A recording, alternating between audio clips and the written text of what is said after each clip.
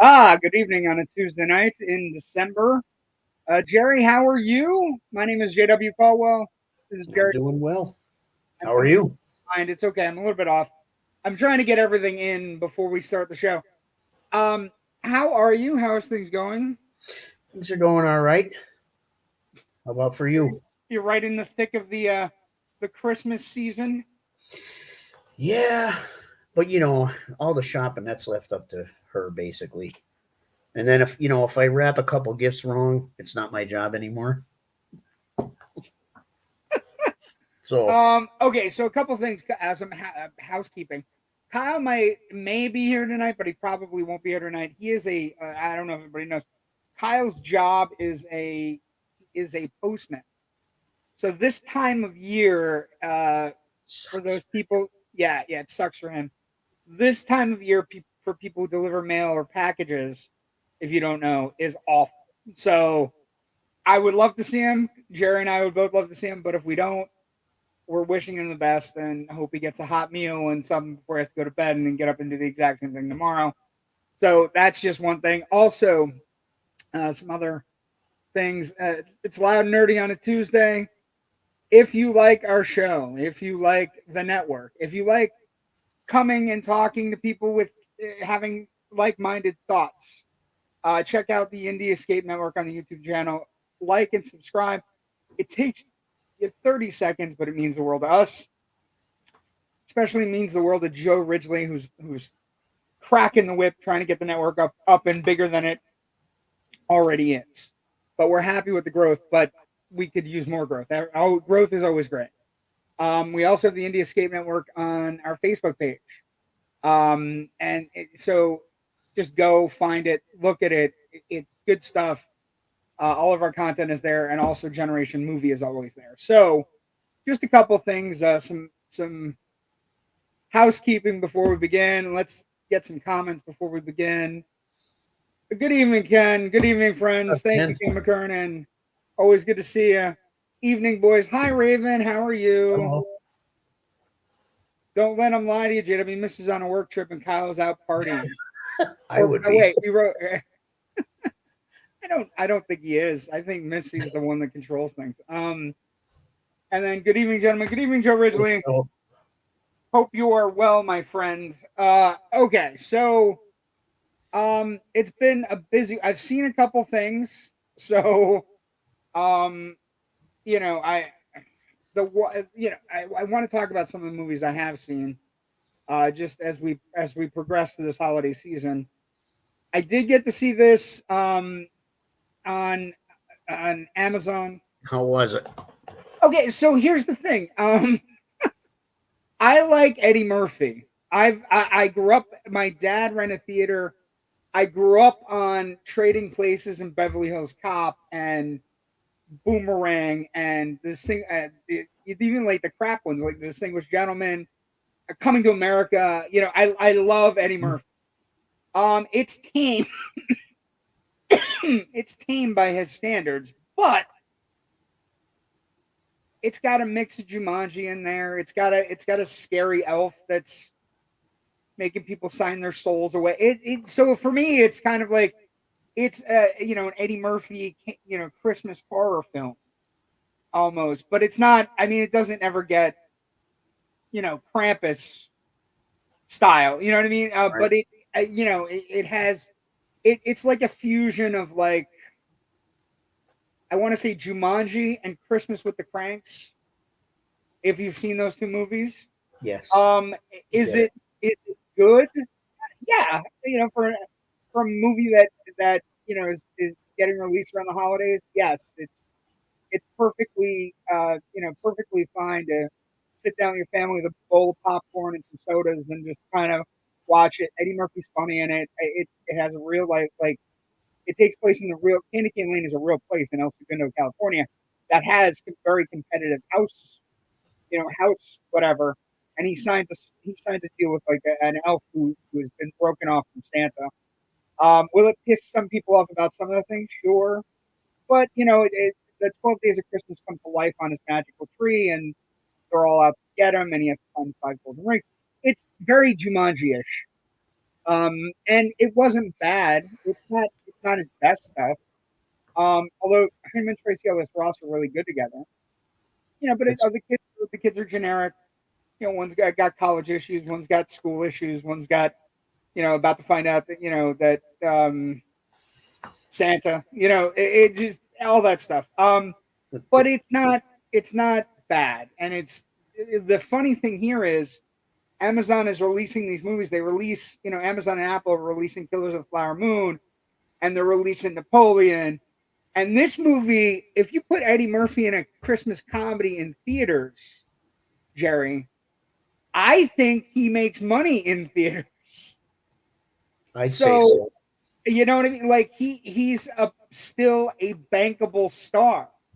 So this thing where theaters are struggling, and theaters are turning to Beyonce and turning to Taylor Swift, and we have one of our big huge, still huge, and cross racial lines. Like there, he's there. He has African American fans. He has Hispanic fans. He has Caucasian. He's across the board a star.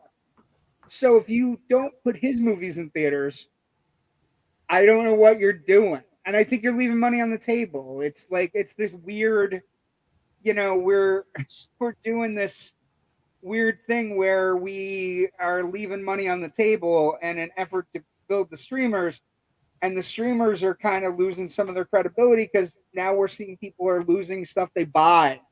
You know what I mean? So it's like it's this weird, like they're cutting off both the hands that are feeding them. You know what I mean? Like if you say, "Oh, we want you to stream, we want you to buy digital content," okay, we're gonna pull back some of the digital content that you already bought, and you're not gonna be able to watch it anymore. That feels like you're stealing money out of my pocket. So, and then you have a movie like Candy Cane Lane, which would put asses in seats and save movie theaters, which in turn makes movies bigger and allows for more digital streaming. I just don't understand. It's like Yeah. they can't get three things together. They can't put all the pieces together to figure out that maybe the original way we watched movies and then DVDs came out and then maybe that was the way it worked, and it worked for what, all of our lives. You and I, we're in this 40 years where digital, where home consumption became something. You and I are, you and I both have beta machines, right? Yep. And you still have yours, and I you know, so it's like we're at the beginning of this consumption where things came home, and now they're like trying to rip it apart, and they don't have anything to replace it. And it used to be like a movie played in theater for you had 6 months. If a movie came out, then 6 months until it hit any kind of home consumption. Now it's out in 2 weeks, and then they sit back and they go, "We're not making any money." And it's like, we're going to talk about some movies that are coming back to theaters later on in the show. And the funny thing about it is, it's like one company in particular has primed people to not go to the movies, and now all of a sudden, the golden goose is not what it once was. So it's this weird, like I'm Well, and like you said, it's not like he's not marketable. I mean, he's done other like Daddy Daycare. My kids used to love that movie. well, Daddy Daycare, Doctor Doolittle, the Nutty Right, Professor. like he Like transitioned into those kid kind of movies, which is kind of funny after you watch Raw. When you know what Raw is, and then you watch him in that, you're like, this isn't the guy I know. But he did a pretty good job with Dolomite too. I mean, Oh, Dolomite! Dolomite is my name is one of his best I performances of like his, those of his original career. movies too. They're really, I mean, they're awesome But I mean, their own. But he did a he's really good job with that. transitioned, and we're. But here's the other thing, Jerry. We're getting a Beverly Hills Cop 4, which I didn't think was going to be feasible in our lifetime. Right? We're getting Beverly Hills Right. Cop 4, but it's going straight to Netflix. Yeah. If you're, that sounds crazy to me. And when you look at and here's the thing: as bad as Beverly Hills Cop 3 is, and it is bad, it's a bad movie. The people you have involved with Beverly Hills Cop 4, which is just, I think it's called Beverly Hills Cop Axel Foley, is what it's being called. It's going straight to Netflix, or maybe they'll decide that they need to put it in theaters, right? Maybe the light bulb will go on and go, we can make $100 million in a couple weeks, or 3 or 4 weeks before we Yeah, premiere it on it's Netflix. tough to say. It may or may not. I mean, it's so far out from those old movies, but I they don't were know. hits. Like the first one He's was totally awesome. You know? well, and the second one's a really good sequel. Like Yeah, if you look at it was, but if you look at the '80s version they're of just things, so far. really good Like, sequel. the people that know those movies are us. That's So it's a almost good like point. they have That to is a start. They should start that is a releasing the old ones, like put them out there, so yeah. younger people That can is a see them. fantastic point. I think the interesting thing is, like, I looked at the cast for the new one. Right, he has a daughter, right, and she's a public defender in Beverly Hills. Right, so this is the plot that I've a little piece of the plot that I've got. So Axel Foley has to go back to he's working in Detroit still. I guess he's like a captain or whatever. He goes back to Beverly Hills to help his daughter with a cop issue, some sort of like vigilante cop sort of situation. The bad guy is Kevin Bacon, Makes sense. and the person that is fire. If you're putting him with Kevin Bacon, there could be all kinds of fun snark, like a lot of snark.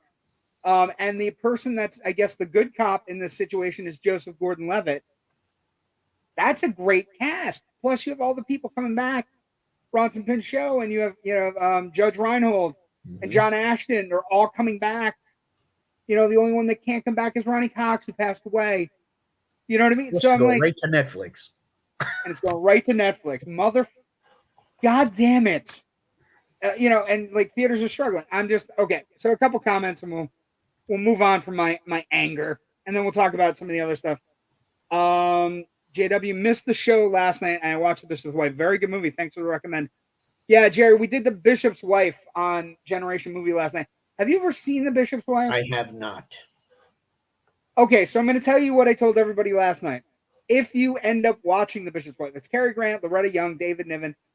It came out in 1947, so it's right in the area of Miracle on 34th Street. It's a Wonderful Life. Okay? When I was younger, my dad said to me, hey, this movie is as good, if not better, than It's a Wonderful Life. And I used to think he was crazy, but the more I watch it, he might be onto something. So, and what I told everybody last night is, first off, Rich and Natasha, who guested on the show last night, hadn't seen it. And so now they're part of the cult. Like, it's a movie, it is a literal cult movie, a Christmas cult movie, where once you watch it or give it to somebody else, it's the greatest gift because you end up watching it every year. It's just this great, wonderful angel, Cary Grant, charming, snarky, charismatic, David Niven kind of running around with hair on fire, and Loretta Young just as gorgeous as you could, a woman in black and white can be, right? So I recommend it. Just find it and watch it. I think you can get it free on Tubi and a bunch of other places right now.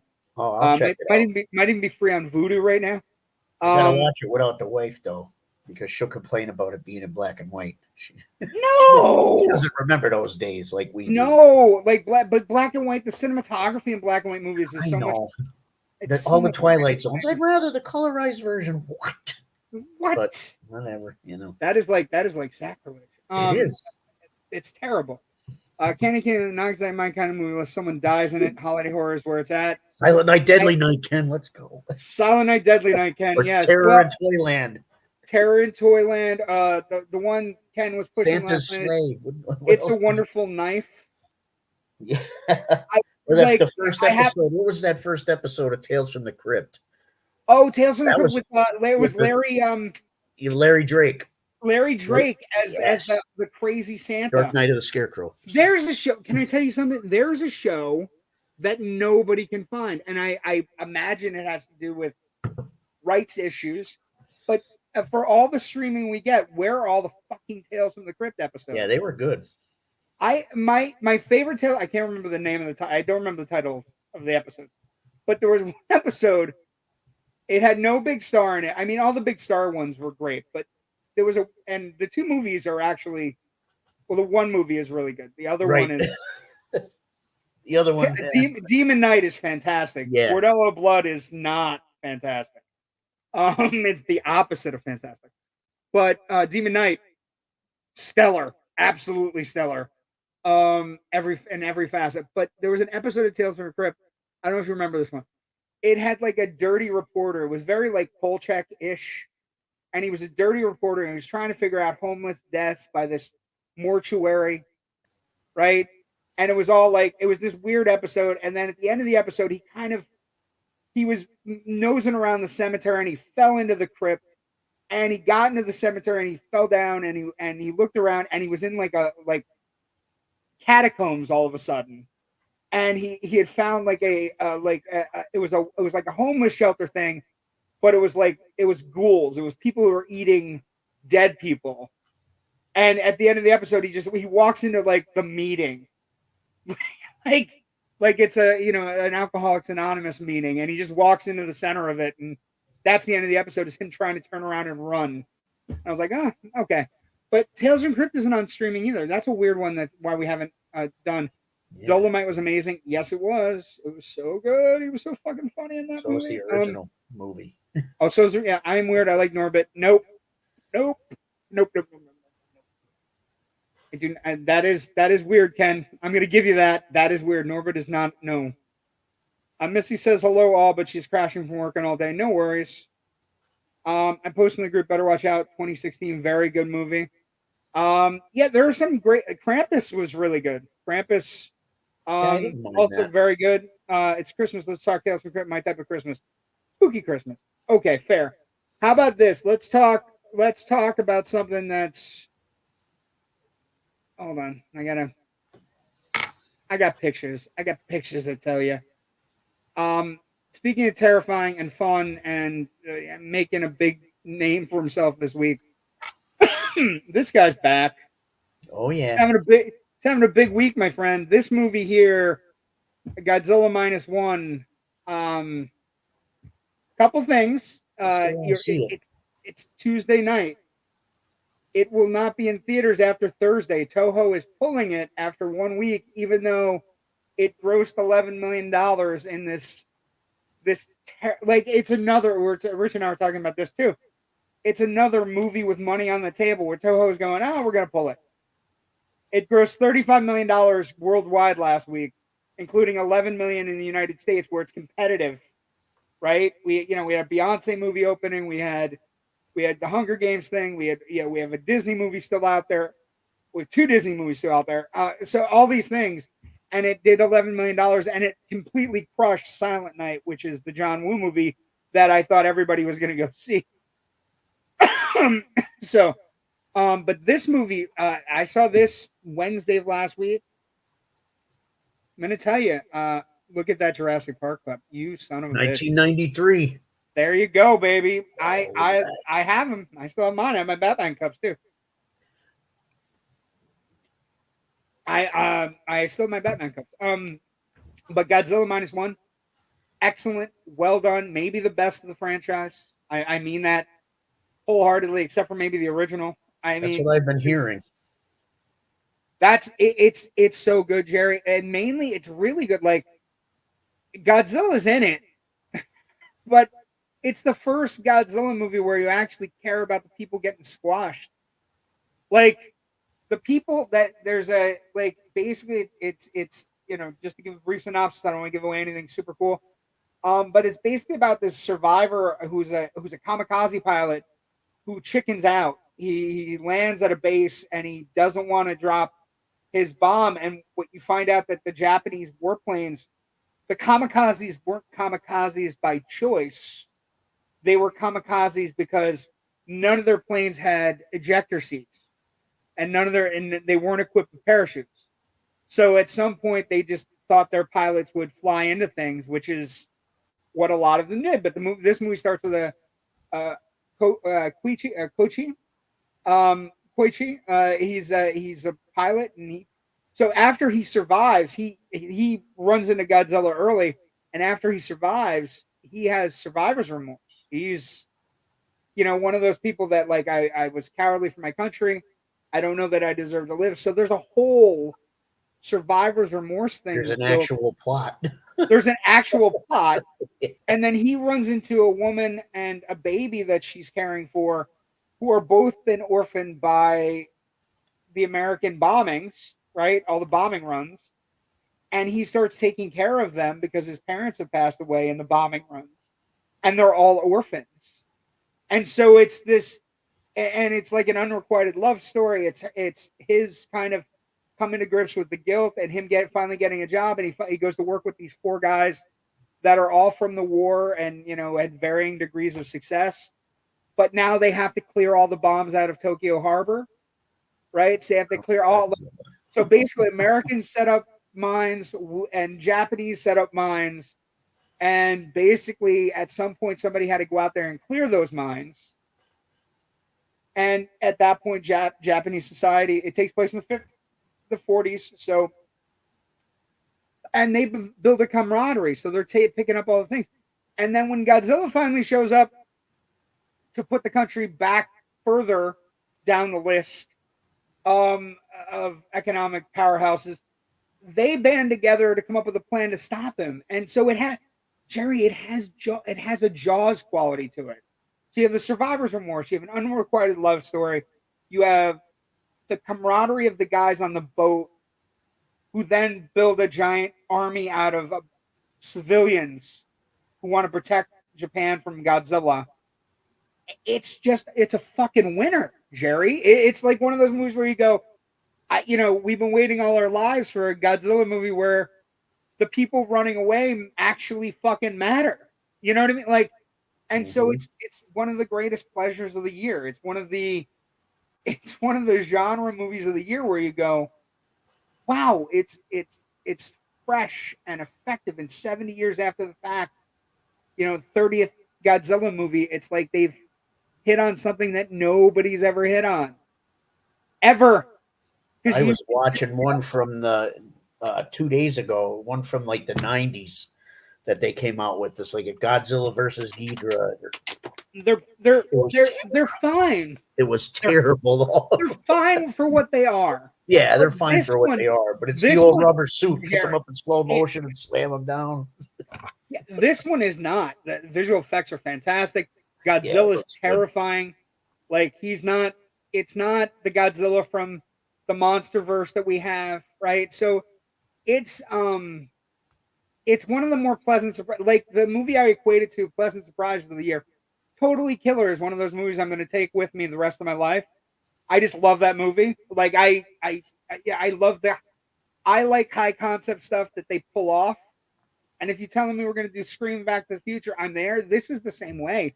I came out of this going, they built like it's Jaws fused with a Godzilla movie because they go on a mission at the end to try to stop him. And it's all like intricate, like we need this to work, we need this to work. And then as things start to come apart, you're like, where is it? Like, how are they? I don't think they're going to fucking stop him. Like, and it's just, they're not. And it's just a great movie. And I cared about all the characters. And I think part of the reason everybody's gravitating towards it and everybody loves it so much is that it's this first movie where you care about the people getting squished. Like I know that sounds silly, but if you go into a horror film and you care about the people that are in the horror film, and the horror film people those people start getting killed off, doesn't that make the horror film more effective? Like for years have had movies where we haven't given a shit about anybody, right? Like there's CGI, it's all this, right? But this is one of the movies where like the effects are great, everything's well done. Editing's on point. Godzilla looks great. He looks terrifying. I loved it so much. I can't get enough of it. And it's only going to play till Thursday in theaters. You need to see it in the biggest goddamn place you can. Let's see. Hold on. I don't like to ick everyone. Yuck, but Norbert, really? Fair. What is your take on Godzilla Pink? Well, I have reason why Godzilla Pink is happening. So I think Raven's referring to, if everybody hasn't seen it, Godzilla Kong New Empire trailer came out, and Godzilla at the beginning of the trailer is in like a hibernation chamber, and when he comes out of the hibernation chamber, his scales and the back of his neck and tail area have gone a shocking pink. And so a couple things, like story wise, what they're doing is he's evolving, so he's going to be more power. He's going to have other powers. And one of the powers in the Shin Godzilla, when he went pink or purple, was that he could heal his friends. And I'm thinking the way the new Empire trailer is going, we're going to need healing at some point for Godzilla or for King Kong, because he looks like he's going to get absolutely mangled in this movie. But I have no problems with it. Also, Raven, I realize I have a 5-year-old and a 7-year-old or a 6-year-old. He just had his birthday yesterday. 6-year-old and a 7-year-old in the house who love the Godzilla Kong movies. And guess what? If they have Godzilla Pink now, there will be Godzilla Pink toys. And gotta have all of them. Gotta have, like, I am a big believer. Gotta get them all. I'm a big believer in as many types of toys as you can get. So if you're telling me we need both Indiana Jones for the map room, and then we need Indiana Jones, like regular Indiana Jones, I'm okay with that. I'm also okay with buying Godzilla Pink. But I think they're going to give him more powers, and I also think it's going to be tied into the movie, because there's got to be a reason he was hibernating in that giant chamber. Godzilla sounds interesting. I've never been a big Godzilla fan, so surprisingly. It's really interesting, and it's like, here's the thing. I watched them with my dad when I was a kid. He used to set up the projector and run them on a movie projector, like on 16 millimeter. So I've watched them a long time. It's not like a typical Godzilla movie. Like I said, it's got the script is really well done, and you care about the characters. There's a lot of things going on, and it's got a Jaws hybrid that I just couldn't. Jaws is one of my favorite movies, and if you mimic Jaws and don't get it right, I hate you. But if you mimic Jaws and get it right, I respect that you understand how great Jaws is. Point blank. Like Jurassic Park is Jaws on land, right? I mean, he gets it right because he knows it because it's him. But just saying. Let's see. I was driving home from work, wanted to comment. John Castle, voice of the Crypt, is a friend of the network, has been on a couple times. He confirmed that Tales from the Crypt is a licensing nightmare, kind of like Friday the 13th. Ah, there it is. That's what I think it is. But I'd love to talk to John Kassir and find, like, he was such a great character. He was such a great character, and it was such a great show. And the production value on that show was so high. Like, in the 80s and late 80s, early 90s, that production value on that show, they had everybody on that show. Major stars were on that show. We're lining up to get murdered on that show. So I think that's interesting. Ken writes, no such things as a bad Godzilla movie. If you're a fan, then you're a fan. You know what you're getting when you start watching one. But this is the rare case, Ken. I agree with Jerry. There are. I understand what you're saying. No bad Godzilla film, because you know what you're getting. I got that. But there are definitely higher grades of the Godzilla. Like the Godzilla from '97 is terrible, but the Godzilla Kong movies are pretty good, right? They're much better than the Godzilla from '97. There's varying. One of my favorites was Godzilla versus the Smog Monster. Yeah. I always loved that one for whatever reason. Yeah, there are Godzilla 1985. I understand what Ken's saying, that there's, what you're getting. I do too. I think there's varying degrees of quality, and I agree with you on that, Jerry. Let's see. Raven writes, Laugh, I get it. I'm on my 5th rewatch of Who's 60th anniversary. Can't tell me it's bad. I watch what I watch. Laugh out loud. That's true. Evolving, aka marketing needs selling the toys. I'm a nerd. Take my money. That's exactly part of it. Here's the other side of that, though, right? The pink Godzilla. You can be upset about it, but who cares if he's pink or whatever? Like, I showed that trailer to my nephew, and they're like, yeah, he's running with Kong. Who's the bad guy? And then Baby Kong shows up in the trailer, and it's like, holy shit. People are freaking out. Come on. Nobody cares. Take my money. I want to see big things killing. It's like, what's the line from Time Bandits, Jerry? I want to see little things hitting each other. And yes. I want to see big things smacking each other around. Okay. Son of Godzilla is the bottom, but we still watch it. Yeah, no, that's the thing. Like, but there are varying degrees. It's a bottom. I still have this big boy. Oh. The Shogun Godzilla. Does he have it? Does he have the arm that fires? He does. I did a little video, like a quick one, and I I do the tongue depressor, and then I shot the hand. Oh, Jerry, how much is he worth? He's probably worth like what, $300-$400? I don't know how much they're worth now. I know the box obviously is worth more, but I don't have the box. But still, that's a nice thing. So the next thing I want to talk about is an interesting thing, and it occurred out of a and I think you're a good person to talk about this, Jerry, because you and I see a lot of movies. We know movie stars, we understand movie stars, and it's one of the stupidest stories of the year. Like, it's just dumb. Adam Driver, good actor. We like Adam. I like Adam Driver very much. Been in a lot of great movies. He does a lot of good work. You know, he's mostly known as Kylo Ren, but you know, he's been in House of Gucci. He's been in all these great movies. He's a fantastic young actor. Like, even something as crappy as 65, he was good in. You know what I mean? So I don't. But he had an interview with Chris Wallace this week. Okay, and Chris Wallace, he has a show called Who's Talking to Chris Wallace, and during the interview, the host said to Driver directly that he doesn't look like a typical movie star, and asked if his physical appearance was a hindrance in his career. Which is, I don't know, Jerry. I don't know if I was interviewing Adam Driver. I don't know that I'd go, hey, you're ugly. Has that caused you not to get roles? Has anybody said that to Michael Berryman? Because, I mean, and that man made a great career for himself, and he's a super nice guy. That's what I was going to say to you. Like I understand the question, and I get it. But then I was thinking about it. We've seen so many actors that are not great. Now here's the thing. This interview could have gone off the rails. But Adam Driver pulled it in, and he's like, the New Yorker called me a horse face. So I take it with a grain of salt. I remember reading one reviewer who wrote, his agent probably doesn't know whether to put him in a movie or the Kentucky Derby. So I take it, if you believe the good thing, then you have to believe the bad thing. So I try not to absorb anything with reviews or critics. You don't look like the typical movie star, is what Chris Wallace then said to him. Yeah, but who does? And that was a help or a hindrance. So my thing to you is, as somebody who's seen a lot of movies, what does a movie star look like? And the thing is, I don't know that Buscemi. Well, Steve Buscemi, Jack Nicholson, like Al Pacino is 4 foot tall.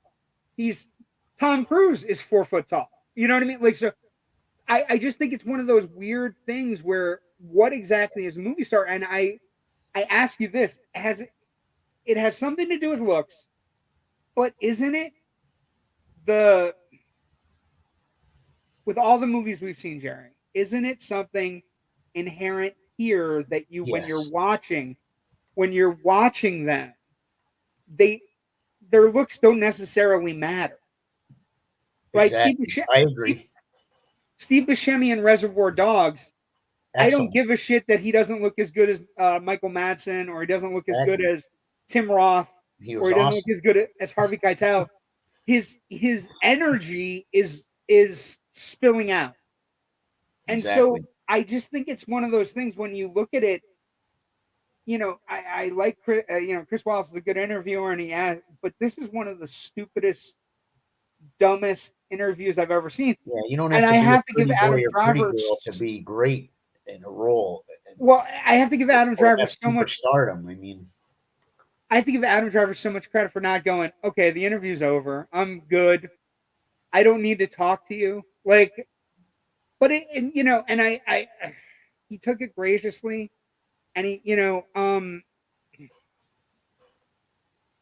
he answered this also. He said, I've worked consistently, which is nice, with people that I've always dreamed that I wanted to work with.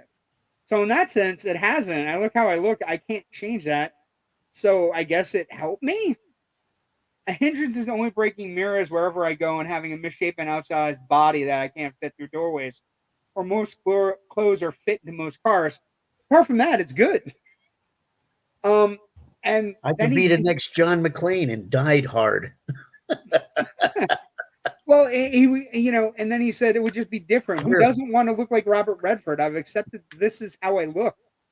I just think it's a weird thing. Like, yes, there are actors that look beautiful, right? Huge actor, Robert Redford, Paul Newman, right? You can't, like, when you watch a Paul Newman movie, even as a guy, you can't take your eyes off of him. He's commanding. That look good and they're not so good. Well, John Wayne looks terrible. Like Gary Cooper doesn't look fantastic. Cary Grant, awesome. You know what I mean? Like, looks awesome. Has the cleft chin. Like Kirk Douglas looks awesome. Burt Lancaster looks awesome. Right? But that's not what makes them stars. Right. There's something about them, the it factor that bubbles up from inside of them that spills out. It's their ability. It's the ability to change how we're viewing it. So I just thought it was one of the stupidest things I've read. And like in talking about stars and everything. Let's go to some comments and see what we got. Raven writes, wasn't Adam Driver a vet? He got into acting after his tour of duty. I think reading. Yeah, he was. And he got into acting, and then he's taking care of a lot of his other veterans doing things for him. I love Adam Driver. I think that, and I am, from all accounts, everywhere I've read about the interview today, Adam Driver handled it as like if Jerry and I are giving an interview to somebody, we call them ugly, and they decide to leave the show. That's what should happen. But he apparently handled it like, this is what I look like. I'm pretty good. Like I've worked with incredible people. Well, the other guy's not Kylo Ren, so what does that Hi, tell boys. you? Hi, Missy. Danny DeVito. Yes, there are a million people that look good, and there are a million trolls. You said you were going to sleep. Go to bed. I think she's talking to Missy. I don't think she's talking to us, although we're about 23 minutes from doing that. I'm okay. I love my guys. Need to be here. Okay. Thanks, Missy. We appreciate it. Twins. Well, it reminded me of Twins. Twins was so good. It was scummy, but normal thing the media does. I mean, we do give Wallace points. He did it to a guy and not a girl. Yeah, but stop. Why is it okay to do to a guy and not a girl? I don't think he would ever do it to a girl. That's because I think that would be rude. Probably never. As I think this was rude. Like, you're a horse face. Why are you so successful? Is the subtext. If ugly is a requirement to act, me too. That's not true, Ken. That's not true, Jerry. I look like a blob, but I still moderately cute. I find it appalling that somebody that you think that the only reason somebody's a star is because they look good. Like Margot Robbie is great, but it's not true. Margot Robbie's great. She looks beautiful, but there's something bubbling inside of Margot Robbie that when she plays Harley Quinn or when she plays Barbie or when she plays the wife in The Wolf of Wall Street or what, there's something coming out of her that's a star, right? I mean, I can't believe Chris Wallace doesn't get that. It's that last part was meant sarcastically. Okay, fair. Never do it to a girl. What Marvel hero is known for not smiling? Are you talking about Brie? Early on, almost everyone was attractive. Wallace just comes from that time. That's true, but not everyone was attractive. Like, I don't know, not everyone was attractive. I think Bette Davis was kind of like one of the people that broke the mold. You know what I mean? She's beautiful in All About Eve, but she's not. The ingenue in All About Eve is way prettier, and Baxter is way prettier in All About Eve. But Bette Davis just has it, right? Joan Crawford has it, and when you put Bette Davis and Joan Crawford together, their two its fight each other, and we get Whatever Happened to Baby Jane. It's a fantastic movie. But yeah, so it was one of the stupid stories of the week. I thought it was interesting. Another story that came up this week is that at some point during the movement, Margot Robbie gave an interview this week where she talked about she was talking to Cillian Murphy on Variety's Actors on Actors, and she said one of your producers, Chuck Roven, called me because we worked together on some other project, and he was like, "I think you guys should move your date," and I was like, "We're not moving our date. If you're scared to be up against this, then you move your date." And he's like, "We're not moving our date. I just think it'd be better for your movie for you to move," and I was like, "We're not moving." So I think that's a real interesting thing that somebody called from Oppenheimer to try to get Barbie to move, and it ended up like if they had moved, we wouldn't have had the movie event of the summer. And I don't know that if both of them would have been as successful and as huge. And speaking of as successful and as huge, Kyle Defina, ladies and gentlemen. Hey, what's up? Hey, can't hear you. Mute. You're on mute. Mute. He broke it. I don't know why it did that. How are you But feeling? Again, I'm not on my normal setup. Oh, How are you feeling? Life's awesome as a postman. Did you deliver my package today that I mailed out? You mean those actually did 72 mail a items you package. wiped off Amazon? No Amazon stuff. I mailed a band T-shirt out today. Ah, there you go. That's Somebody something. actually That's bought You people ever Somebody heard in of? California actually bought one. It was kind of cool. yeah. How much are they? We should all wear one on the show one night to try to Right, sell well, them. We've been selling them at shows for like $10. We don't ask for much. What size do you have? We have all sizes, Do you have all sizes, Jerry? just about. I'm fat as fuck, Jerry. When I say we have all sizes, I Kyle brought me a shirt to do Halloween Horror Nights. I'm like, he's like, what size? I'm like, 10th. 10 size. 10 size. 10 size. Hi, Kyle. Ken McKernan says hi. We're talking about actors and looks because Missy said mute his ass just like his wife would. Ooh. Angry in Illinois tonight. Let's see. Barbie and Oppenheimer marketing just fed off each other. It was cool to watch from a marketing point of view. Yeah, the idea that somebody called and tried to get Barbie to move is kind of funny because we wouldn't have had the movie event of the summer. Like, we wouldn't have had Barbenheim. Like, so I think they were wise not to move.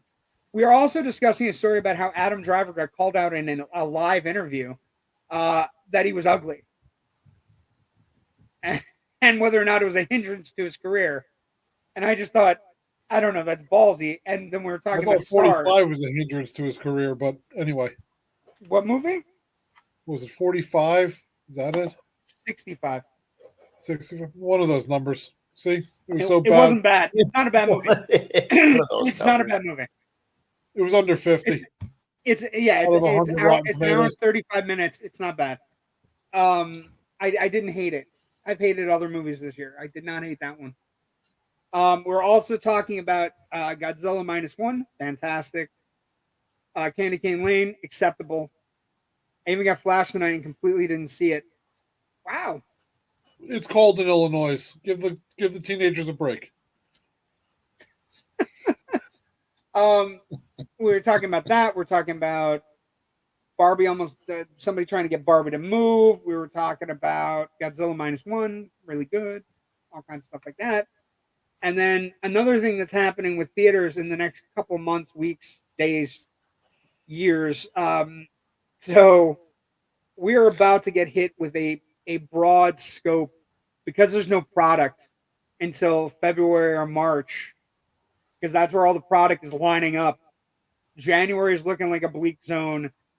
December's like got 4 movies in it that may do well, but they're not banking on. Do you guys know that on Friday you can go to a major theater in the country, and see this Christmas classic? I heard about that. Yes, because I sent you that story. I know you sent me that story. Exactly. That's probably where I heard about that. But no, but you sent me the story and it was just Regal, but now it's going all over the country. Every theater is playing it for at least a week. And the theater That I was a go to, fun the one in the AMC I go movies. to, it's playing in fucking Dolby, 4K Dolby for Die Hard. Do you know where I'm going to be on Friday night? That's right, 4K Dolby Die Hard. All up at Nakatomi Plaza. That's exactly right. I can't Can you fucking wait. imagine that him crawling through the air vents and surround sound, the chink, chink, chink, going all around you? Oh yeah. I can't fucking wait. I saw that movie at the Viewmont Theater, and it wasn't like I it think wasn't. that's where I saw it too. That's where it played in our Yeah. area. I saw Picture that. in Sicily. I was telling people last night. It was Die Hard was one of my 3 great movie days with my dad. My dad and I had glorious movie days, and there were 3 of them, and they all occurred around when we moved back to the area, and I started going to North Pocono middle school and then high school in the 80s. We moved back to Pennsylvania, and I had 3 of them, like the 3 best movie. I'll tell the story again because not everybody watched both shows. 3 best movie days of my life. I went to see at the Circle Drive-In, run by Mike Defino, and later on in life run by Dave Costelli, who was a good friend and person I worked for. But well before that, they had a double feature in 1987 of RoboCop and Lethal Weapon. Awesome. If as a 13-year-old boy, I don't know that you can get any happier. Just watching action movies. I don't. But then in 1987, later that summer or earlier in the summer, I don't remember. We also went to see Predator and The Untouchables. And my dad didn't drive, so we did Predator at Viewmont. We got in a bus and then went down to the Ritz that was playing The Untouchables. And I did not want to see The Untouchables because I didn't know what the fuck it was. Also, I was coming off the glorious high of that is Predator. High concept. Nothing else is going to beat this today. We don't need to do this today. I'm satiated. My soul is complete.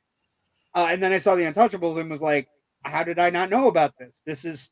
So I saw the Predator and The Untouchables, RoboCop and Lethal Weapon. Those are, and then in 88 or 88 when Die Hard came out, we did the last Dirty Harry movie was my dad's choice. So the Deadpool, which is a terrible Dirty Harry. Jim Carrey is in it. Jim Carrey's in it. It's a terrible Dirty Harry movie about celebrity deaths. It's just awful. And that was his pick. And my pick was Die Hard. And he wasn't sold on Die Hard because it was that guy from television in that show that he didn't like, that I really liked, called Moonlighting. And we came out of it and he was just like, okay, yours is better. And that's so, but this movie's coming back this week all over the country. And all I can think of is if we're going to have slow times at theaters, yes, bring back the classics, put them in the greatest, biggest screens so we can all through January. All through January. Yes. Give me everything from 1984. Maybe that's a good time to have the original Beverly Hills Cop play too. Yeah, huh? Beverly Hills Cop, Ghostbusters. Ghostbusters. Want to promote a 4th one. Yeah, that's everything. Just bring them all back. And also to tie into this, they announced that in the first week of January, first week of 2024, right after Christmas. So Die Hard is Friday. Tomorrow night, I'm going to see this in 4K, The Abyss Special Edition. And I don't know if anybody's ever seen this particular poster for The Abyss, but this is one of my favorite posters of The Abyss because it looks like an abyss and a trench on the bottom, but if you pay really close attention, bottom is Mary Elizabeth Mastrantonio, top is Ed Harris, which is, of course, the heart and soul of the movie, is their on-again, off-again love affair. But I'm going to see this tomorrow night in 4K Dolby, the special edition with the waves and, I cannot wait. And then it's going to get released on 4K in like a week or two, along with Titanic and True Lies in 4K. So, but buy digital media, don't buy media. See my Oppenheimer's right there. And then in January, it gets better. January, we have, this is getting released to theaters for the first time. So the recent Pixar movies that were really good, Turning Red and Luca And where'd it go? Can't find it. What the fuck did I do with it? It was right here. Maybe I didn't grab it. Hold on. No, I didn't grab it. Hold on. That was something else. That's for later. Hold on. We can get it. No worries. I didn't grab it. I really didn't grab it. It is what it is. This movie's coming out as well. Soul, which is the first Pixar movie that premiered on Disney. And like I was saying earlier, I think Disney primed everybody to not go to the movies. So they released these 3 movies, Luca, Turning Red, and Soul, 3 fantastic Pixar movies. Also 3 movies that piss people off, which is great because I love when people get their panties in a bunch about a movie about a red panda representing a little girl's first period. I love when people get their panties in a bunch over anything really, but especially about cute movies that are heartwarming and fun. And Luca's about whatever, and Soul's about death. So but okay. So a couple things. Let's see. Comments. And that was unique and worth a watch. Okay. I don't want to cancel my unlimited, but I really think I should for a few months. I'm sorry. Wait, Missy, and I know she's not home to jump into the picture and yell at me. So I'm going to say this with all the due respect. Are you saying there's a lull in release times and dates?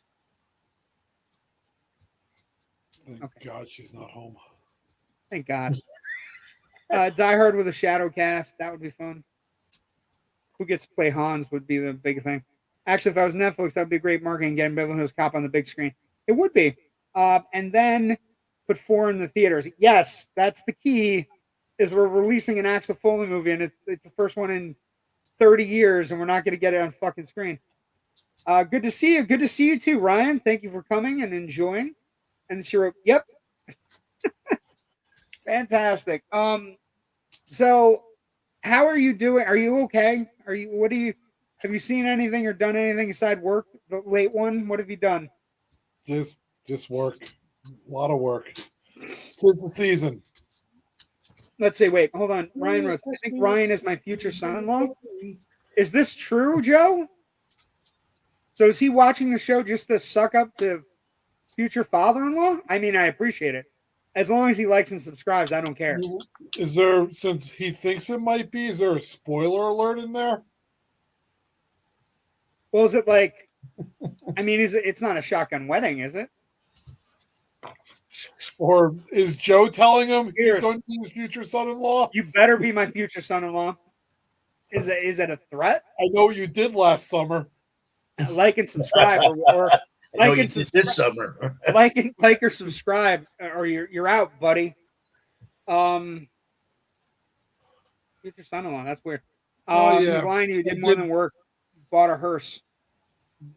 Yeah, we bought a replaced the hearse. How did it go? Did the crowdfunding went well? Everything? Yeah, we hit our goal. We got the money. We got the hearse outside. Now we just got to get some modifications made up to it to pull the trailer. I envision the hearse thing. All I can think about is Dan Aykroyd pulling up in Ghostbusters, and Bill Murray's like, "Okay, what is it? Oh, it needs brakes, shocks, shocks, shock pads, brake pads, lifters. How much was it? $4,800. Like, but yeah, are hearses pricey? No. How many hearses come on the market? Like, how does that work? Actually, the one I just bought it from, it was in Kingston. He owns a company that rents out hearses to funeral homes for when they have more funerals than they have vehicles for. So so like COVID. He went into business 2 years ago. No, he's been in business for a long time. And he said, I should have went into the business. I got the best horses in town. Come check them out. Yeah. He goes, I should have went into the business of renting pizza ovens because no one gives a shit how old the pizza oven is as long as it works. Nobody wants an older hearse. They all want the top of the line newest ones to rent. I want the one from Phantasm. So this is I want the one that Is it the car? Which one? No, it's just the hearse. It's a movie just called The Hearse. The hearse. There is, yes, There is a movie just called The Hearse that's true. from like 1980. But I wouldn't mind the Misty car said from the car. That's a Lincoln. the car from the car is an awesome car. Well, The this is car a from the Cadillac car- Fleetwood with a Corvette engine. Nice. Um, The car from the car, Jerry, if you pay attention, looks very much like. Do you remember playing Spy Hunter in the arcades? Yes, The it car from the does car- look very much like The that one. car from the car looks like the car from Spy Hunter. Any The number of the problem cars. is, though, when I hit the oil slick, it's because there's a problem with the car, not because I got a modification in the truck. You know what? I was playing Spy Hunter. Great I game. bought an arcade game, and I was playing Spy Hunter, and I realized how great Spy Hunter was Oh, because yeah. you got 999 seconds no matter what. So no matter how good you were or how bad you were, you got a full game until that 999 seconds went away. And then you at least got to play a little bit. Like other games were always ripping us off. But Spy Hunter, even if you were shitty at it early, you got the 999 seconds. And then as you progress and got better, you got to go after the chopper and you got to go after the limo. You know what I mean? Like, and then the boat, you got to be the speedboat. Yep. Like, if you were really good, Joe, that sounds really creepy, actually. Joe's What? last comment there. Okay, wait, we're gonna get to it. Hold on. I want a picture. Joe writes, yes, he lives in my converter garage with my daughter. He's a very respectful young man. Is he a hostage? Sounds like he's a hostage. Yeah. Converted. My converted garage, which Yeah. it means, One meal a day.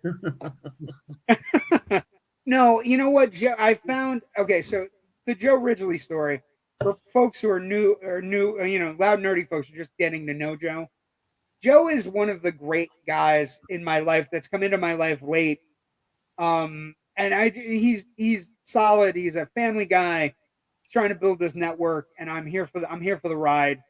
And he's respectful and fun, and just family's super cool. They do like candles and all kinds of cool shit. And so This if is he's the bringing, interview I've heard from most serial killers' neighbors. What's your point? okay, so I didn't know the candles were made of humans, but that was just me being being whatever. Show hearse pictures. I sent them to JW in the chat. He can pull them up. He controls this. Yeah, Can I pull them up? What chat did you send them to me? The one with me, you, and Jerry. One of the Okay. 72 that you make, because you can never use the same one twice. Why don't you shut up, Kyle? Sorry. Why don't you shut up? Okay, hold on. Ah, there it is. Looking at it now. Hold on. Oh, I like the back. That's nice. I like the Where's back. the coffin? Famous What's last hearse words. You gotta Hey. put a coffin in there. You know you can get a coffin on Walmart.com. Okay, that one's fuzzy. I'm not using that one. That one's terrible. Then you got to fill it with something. Hey, I don't need you driving. I here. told the wife, be nice. The cops never question the body in the back of a hearse. Well, I mean, You could have a party and that's fill it with ice and beers. probably true. Okay, hold on. Boom. You're lucky I can do things on the fly. Lucky I'm a good host that can do things on the fly, promoting your new hearse life. Hey, Okay, so hearse picture number 1 coming right up. Oh, look at that. Stellar. Yeah. Nice. Look at that Beautiful. hubcap. Beautiful. There's the Yeah. other side. This carried around some dead Italian people and some dead Irish people. You have to put Morningside on the side of it. You have to. Morningside is great. Yes. Gary and I are huge Phantasm fans. I feel it's one of the best horror franchises that gets as little love as possible. we actually some- have the placards that go in the rear windows that usually have the funeral home's name, but it has the cast website on them. And I got to put in it from the old Oh, one. that's nice. Let's see. We share the hearse. Furious trailer looked fantastic. I know what you're talking about. Let's talk about that for a moment. Furiosa, a Mad Max saga film is coming out May 24th. It's got Anna Taylor-Joy. It's got Chris Hemsworth. It looks glorious.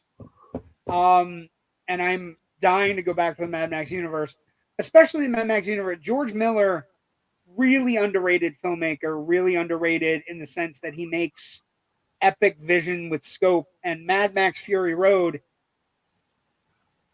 one of the greatest action movies ever made. I just watched it again like a week and a half or two. It's so good.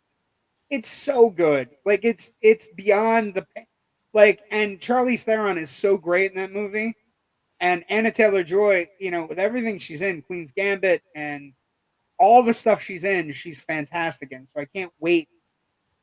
You know, I can't wait for that. Actually, like 2024, as we progress, this week we had a Ghostbusters trailer, Frozen Empire. We have Godzilla Kong, The New Empire. We have Furiosa. We have Dune Chapter 2. 2024 is shaping up, although it doesn't start till March. February and March, that's when we can start things. And also, did I mention Deadpool 3? Which, by the way, had a spoiler put out on the internet that you should avoid at all costs because it ruined something super cool. And the person that put it out should be kneecapped. I'm not going to say killed, but kneecapped. Just hit in the kneecap, Tanya Harding style. Let's see. Jerry is the peacemaker. Laugh out loud. Jerry, all around great guy. That's true.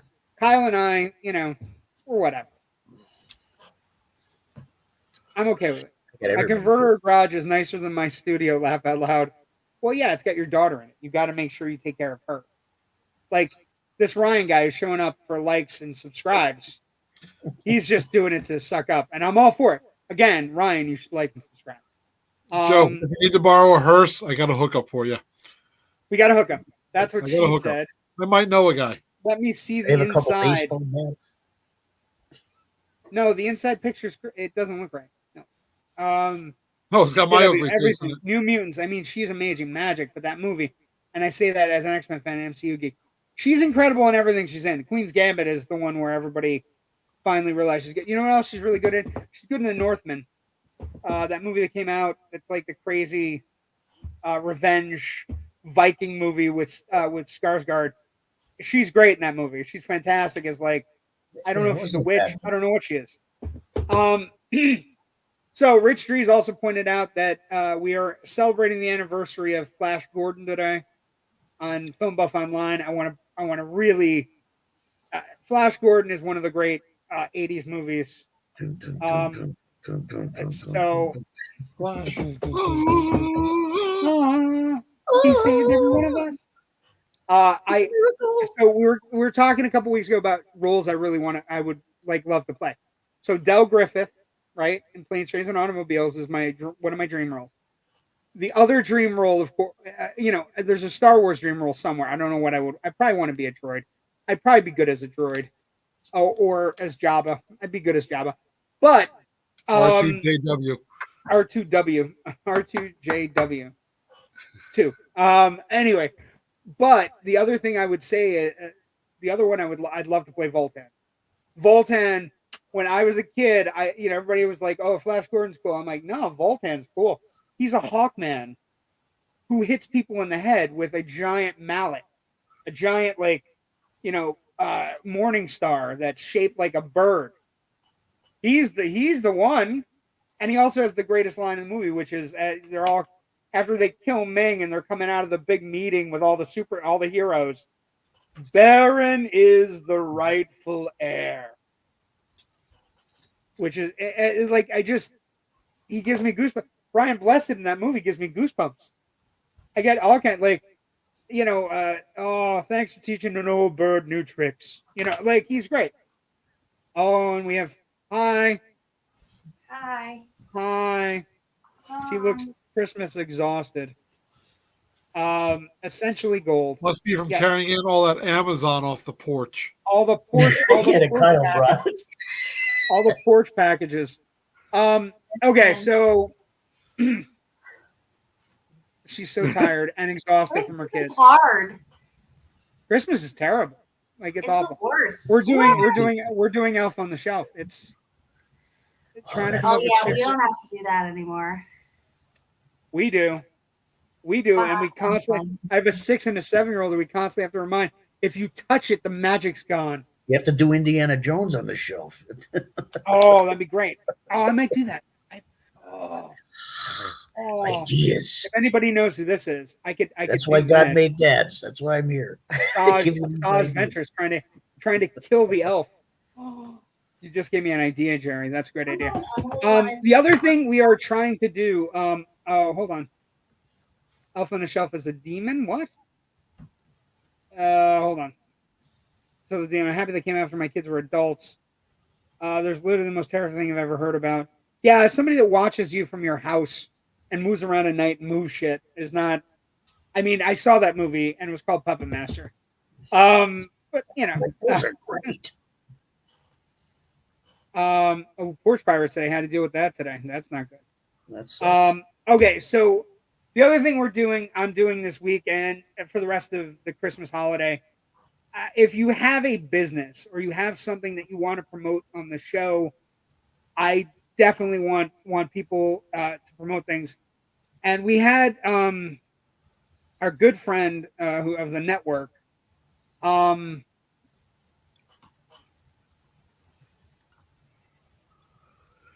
What is that? Okay. That's the new Elf on a Shelf.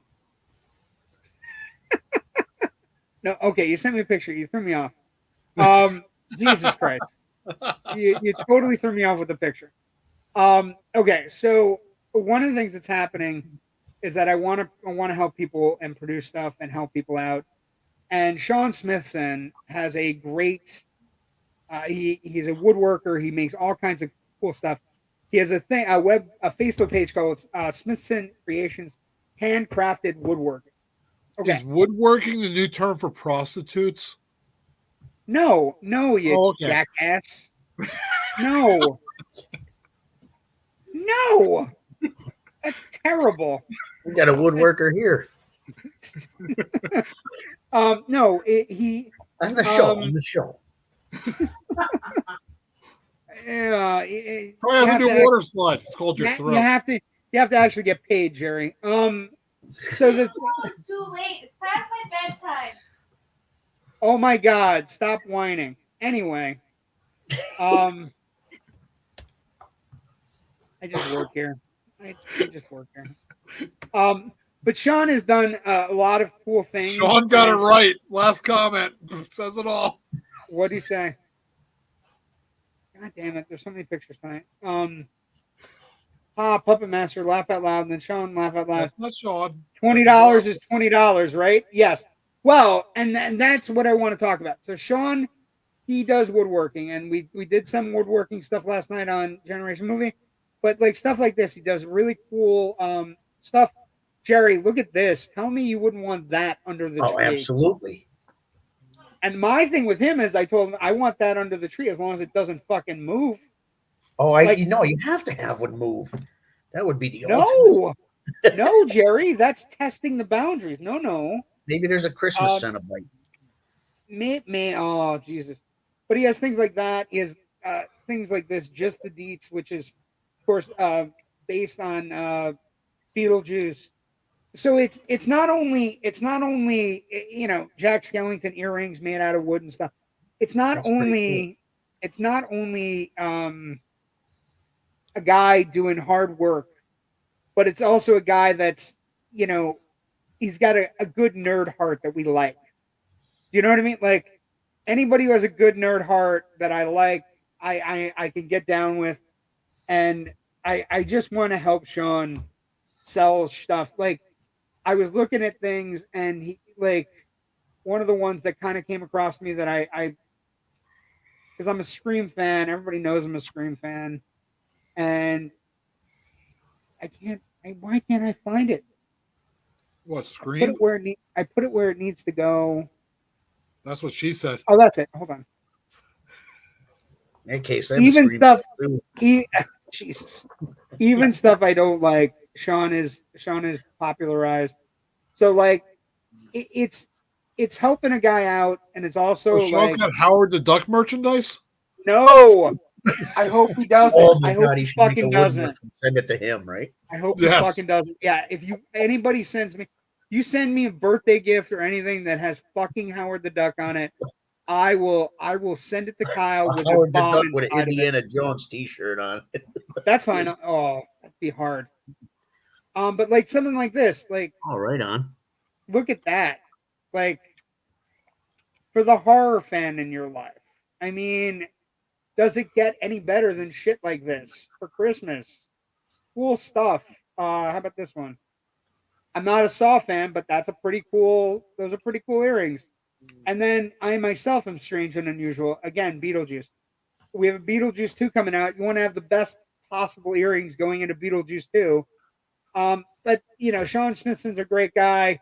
The Woodworking Creations. You can go get these gifts. You have a little bit of time. Forward me You Sean's know, email. and stuff he can pick that he's already done. Let's see. Hold on. How much wood could a woodchuck chuck? A woodchuck could chuck wood. A woodchuck could chuck as much wood as a woodchuck could chuck wood. The answer. Damn, woodchuck, woodchuck, wood. A woodchuck could chuck how much wood? A woodchuck could chuck wood. Wait. I'm sorry, I was distracted with work. What is this man's name? I need his help with a woodworking project ASAP. His name is Sean Smithson. What's his email address? I don't have his email address. Sean, put your email address in the thing. It's Smithson's Creations. Smithson Creations. Handcrafted woodworking. And I'll There put it that is. in. There you go, Melissa. His email's there in the chat. Copy it up. Send him the The project. email is smithcreations@gmail.com for anybody watching. He's really talented. He's even done some work for us at the India State Network. So where creatives unite, like Jerry and myself and Kyle and Rich Dries and Natasha Bogutski and Joe Ridgely and David Madison and Gabe and Oh, he Wendy does his own Zier. posters? Yeah, he is. Yeah, He's they're pretty super. cool. He's super cool stuff. We And had something unique and similar original. like that done for one of the Barry shows that Barry signed a whole bunch of them.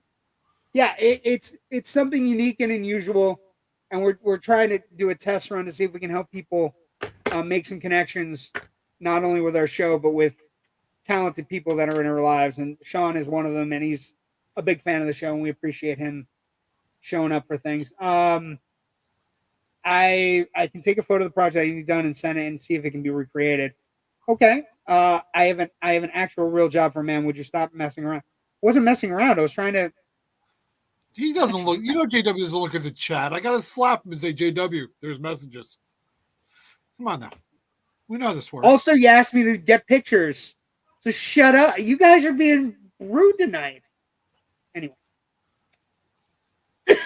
I think that's good. I think you guys have shows coming up, correct? Kyle, on the when same night, we got Saturday. conflicting shows here. I mean, I'm doing a show for Toys for Tots and a good cause. Jerry is Right just here a in money Scranton. grubbing. I'm doing a Christmas in Hell show. That's what it's called. Jerry's doing a Jerry- show to put money in his own pocket. Well, Jerry- I'm not Jerry's- saying I'm getting any money from it. We're driving You out don't to make Jersey. money. Wow. It's true. Well, let's start making money. Not for Let's show. try to. It's not true. No, you know what? Let's get the Slapjaw shirts up on here next week. You bring the Slapjaw shirts. Maybe we can get some Slapjaw shirts out to people for the holidays. Let's start. You know, one of the things I think that needs to be done with the India Escape Entrepreneurship. Network and with all of our shows and with all of our creative, if you make shit or if you're building stuff like this network, come together. If we come together, maybe we can help Sean sell some stuff. Maybe we can make you some money for Slapjaw. Maybe we can get more Toys for Tots at whatever show you're going to be at this week. I want to start Also, we have building. an OnlyFans page. We'll help you with that. Do you have an That's OnlyFans where that page, scream Kevin? comes in. I said girls. Do you know the difference? I do. Okay. Jerry Thank has you. great feet. Jerry has great feet. Top 10 things I didn't expect to hear on Loud Nerdy this year. Jerry has great feet. On his feet on OnlyFans. Okay, so again, the email for Sean and Sean Smithson, smithsoncreations@gmail.com. I can't believe we're talking about feet. This is going to end the episode. And then let's see. I appreciate it. We know you appreciate it, Sean. But we also want to also. Oh wait, there's Hold more. on, trademarking jerryspeak.com right now. Joe has a really great thing, and again, we're not talking I have about a good OnlyFans camera. stuff. Look, guys, we're not the moms of liberty here. We're not talking OnlyFans stuff. Indies helping indies, creatives helping creatives. The Indie Escape Network, where creators Indy, unite. listen to me. You live longer. That is not the correct. I can do all his phrases. Anyway, it's a good time to end. We have 2 more episodes left in 2023. Next week and the following week, there will be a massive poll on Loud Nerdy of what your favorite Christmas movie is. That's what she said. In the Loud Nerdy group, and it will also be in the Indian Escape page. So for anybody who wants to participate in that, we're going to have that poll next week. And then Jerry and Kyle and I will debate it. Thank you for joining us tonight. Have a great week. Check out Sean Smithson's stuff. And again, the Facebook page is Smithson Creations, handcrafted woodworking. Great stuff. Excellent things. And then Joe, again, with the key of the network. Indies helping indies, creatives helping creatives. Indie Escape Network, where creatives unite. And we're going to start making this work. We're going to make it work for other people. It's very much like the big thing at the end of Scrooge. If I help people and you help people, and then we help people, right? Scrooge, by the way, is our next movie on Generation Movie next Monday with Rich Dries. Scrooge, Bill Murray, classic holiday Christmas movie. One of my all-time favorites. That's coming up next week on Monday. Thank you for joining us on Loud Nerdy on the Indie Escape Network. Like and subscribe. You boys have a good week. Go see a movie. Die Hard's going to be in theaters again. I can't wait. The Abyss is tomorrow night. And a couple other things opening. Poor Things is the one everybody's talking about. But we'll have a great night. Stay safe. Last comment before we go. Oh, hold on. I hit the wrong button. Last comment is great show, guys. Thank you, Joe. Thanks for joining us. You have a great night, and we appreciate you. Like and subscribe, and also go check out Sean Smithson's stuff.